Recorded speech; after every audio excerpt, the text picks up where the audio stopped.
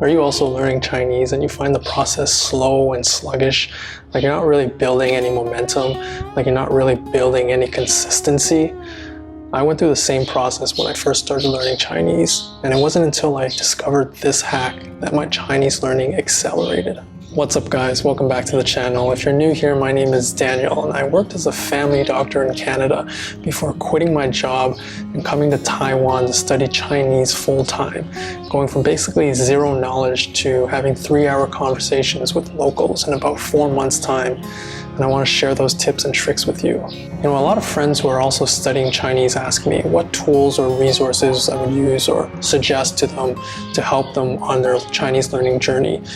And by far, the tool that I recommend the most are podcasts. Wait, you mean like listening to the radio? Kinda, but not really. It's kind of like the personalized radio. You can really listen to whatever you want, whenever you want, however you want. So in this video, I'm gonna break down for you guys all the benefits of listening to podcasts that make it such a powerful tool for skyrocketing your Chinese learning. When I look for tools that I want to use, I usually look for tools that provide multiple benefits, that over-provide in value, that are multi-use per se. For example, I recently got into this niche activity called ultralight backpacking. And the whole idea is backpacking or camping, going into the woods with the added caveat of trying to reduce your base load, which is basically how much you're carrying. And the idea is to be as minimal as possible, but to be also as functional as possible. So you're reducing all the clutter. So many of these ultralight backpackers will also bring multi-use equipment. For example, a rain poncho that can also double as a tarp. Or for example, a backpack support that can also double as a sleeping pad. When it comes to learning Chinese or any other language for that matter, I suspect, listening to podcasts, whether that is early on in your language learning journey or even later on, it's really that multi-use tool, that multi-use equipment that we're all looking for. It's almost like a gift that keeps on giving.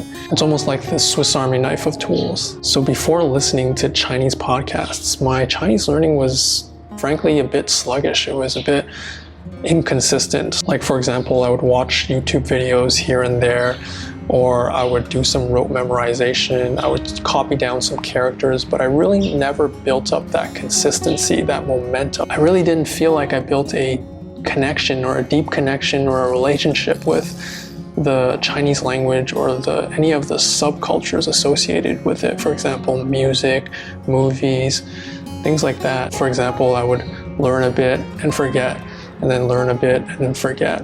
And it wasn't until I listened to podcasts that I really started developing that relationship, that connection with the culture. So you're probably thinking, I just started learning Chinese. My Chinese is very basic. You know, how on earth are you going to expect me to listen to a podcast? And that's the beautiful thing about podcasts. And I want to really emphasize this point in this video today. Anyone, including beginners and advanced learners, can listen to podcasts and really benefit from them. For beginners, you absolutely don't need to understand everything, let alone anything at all, to really benefit from listening to podcasts. Which leads me to the first benefit of listening to podcasts, which is massive input. The problem with most language learners is not that they lack motivation, especially at first. Most people are very engaged and very motivated to learn a language. The problem is they're probably not using the most effective method to learn this language. The thing that most language learners miss is the input aspect. Input is huge, and I discussed this in my previous video about how I learned Chinese in Taiwan. Input is probably the single most important factor that you need to focus on early on in your language learning journey. Just briefly, input is basically listening and reading. And with Chinese, listening is probably the most important because reading requires a bit of understanding of the characters to build up any momentum. Listening, you can still listen without understanding everything.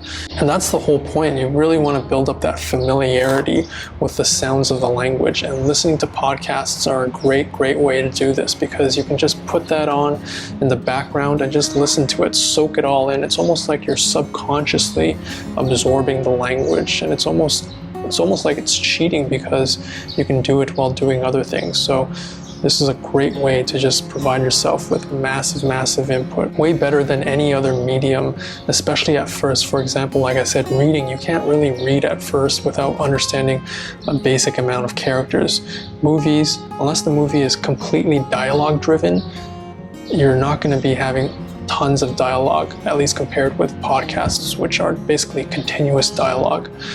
And then, for example, speaking, so real world speaking, like unless you have a friend or a local who can speak to you whenever you want, this is going to be challenging too.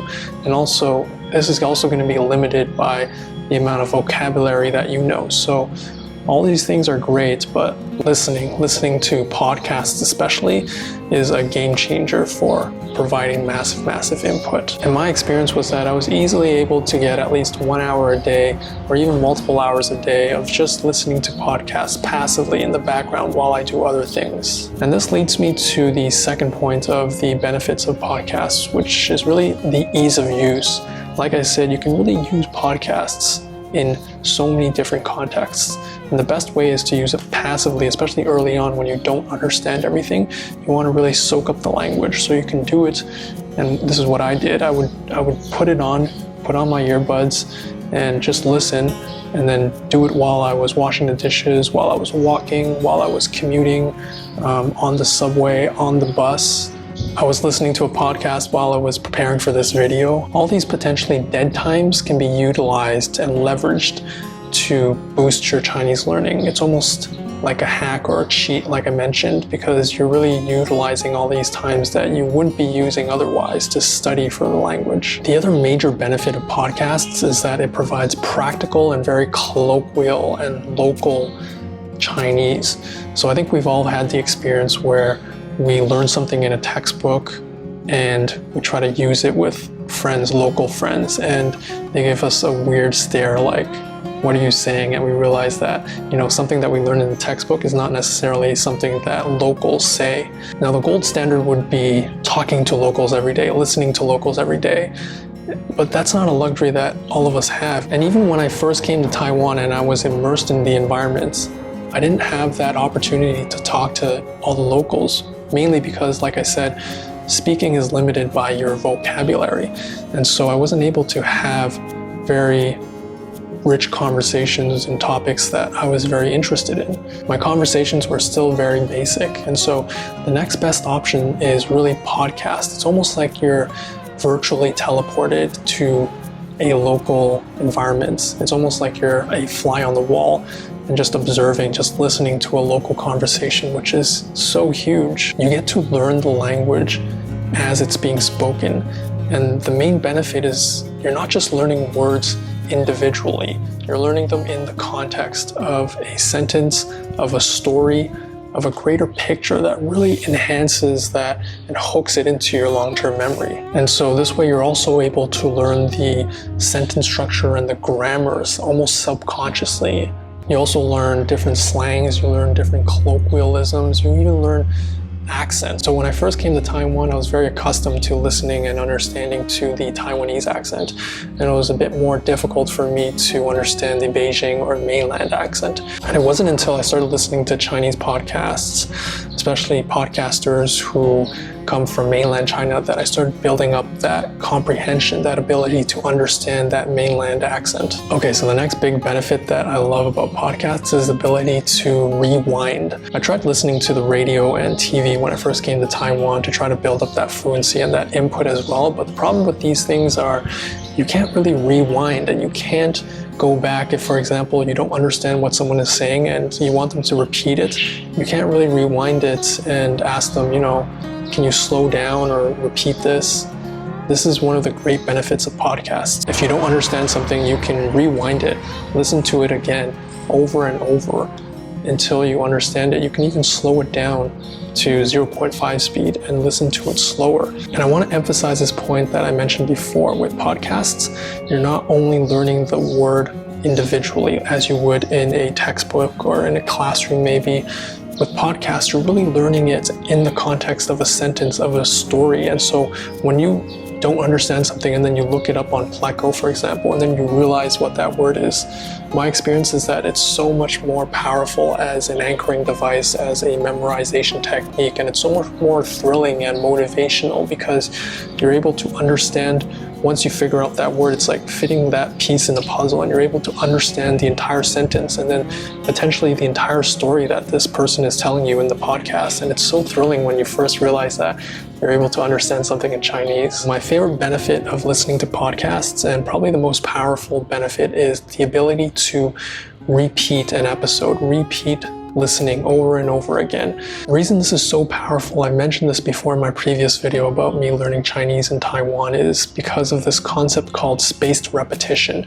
This is an evidence-based method that has been proven to really enhance memorization, long-term memorization, and learning in all aspects, not just language learning. The idea is that you want to be spacing out the content that you're trying to remember. If this is a word that you're trying to learn in Chinese, you want ideally for this word to appear multiple times continuously or through repetition, but you want it to be, that repetition to be spaced out, and that spacing has been proven to really enhance learning. So when I first discovered podcasts and started listening to podcasts, I really didn't understand anything at all. So what I would do is listen to it once continuously, just soaking in the sounds of the language, and then I would repeat it, listen to it over and over again. And what I realized was that after each listen, I was really able to pick up a little bit more after each time, almost picking up the rhythm of the language, listening and hearing the sounds of the language. And so more and more, after weeks, after months, I was able to pick up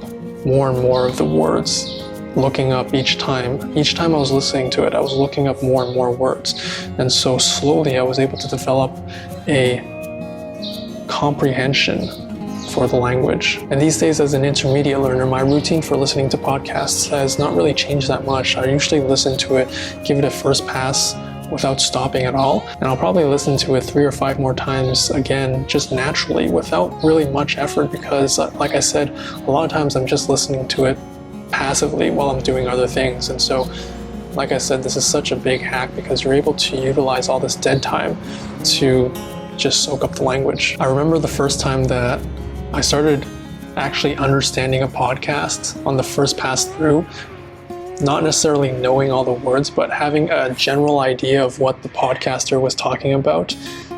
That was such a huge motivating factor. It was so thrilling because that was when I knew that this method was working and this method was so powerful, and I wanted to do it more because it was all that input that was able to accustom me to the sounds of the language and the words and really build up that knowledge base and that vocabulary. Okay, so the last great benefit that listening to podcasts provide is providing motivation.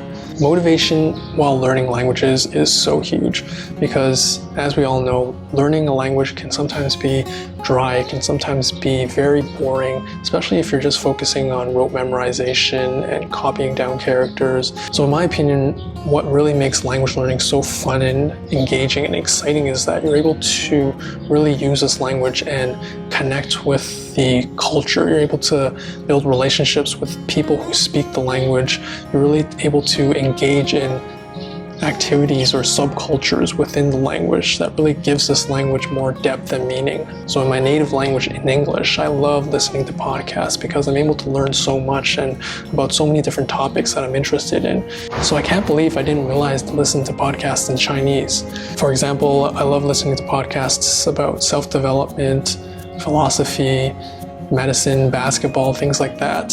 And all these topics are covered in Chinese podcasts as well, including many other topics. Anything that you can think of, anything that you're interested in. For example, there's Chinese podcasts that I've listened to about sex, about marijuana, about hiking, about biking, all types of things, whatever you're interested in. Languages are a very human experience. We need to hear it, we need to feel it, we need to connect with it through relationships. And I think podcasts are a really great way to find a connection through someone that you really resonate with, someone who speaks about a topic that you really resonate with. For example, recently I discovered a podcast that I'm really loving. It's called 狗熊有话说, and it's about this guy 狗熊. He's the podcaster. He's the one that hosts the podcast, and he's a guy from mainland China that essentially moved to New Zealand, and he works as a UX designer. He basically essentially documents his life as an immigrant in New Zealand, and he talks about various books that he's read. He does like challenges, book challenges, and one thing that really resonates with me is his inquisitiveness, his curiosity when he's describing books, when he's reviewing books. And I've listened to tons and tons of his episodes, and it's almost like I've built a connection or a relationship with this podcaster, Go Xiong, even though I've never met him in real life, even though I don't know anything about him other than what he's described or what he's said through his podcasts.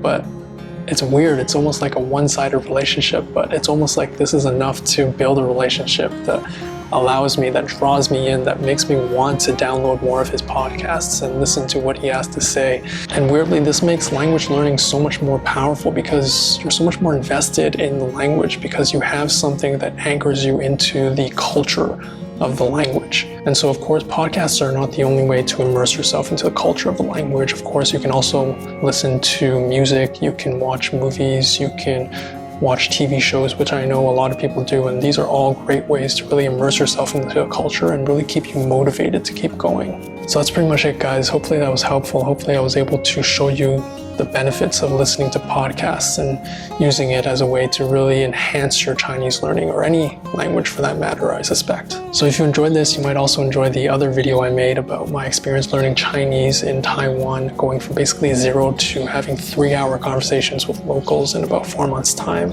Happy studying. See you guys next time.